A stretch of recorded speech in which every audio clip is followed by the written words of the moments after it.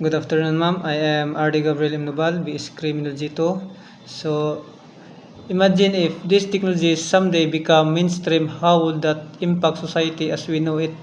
So, if this technology will become someday, ma'am, so it is a big effect in our society because many people have lost their job because of the advanced technology. For example, in the China, he made robotics. So, based on the through the robotics, so many people in the China has gone in their works, and it can affect in their lives because he didn't know how to sustain her daily lives in daily needs. So if these technologies, advanced technologies come someday, it can affect our society, and the look for and list down other technologies that challenge notions that we had previously held about what we simply take to be natural. So,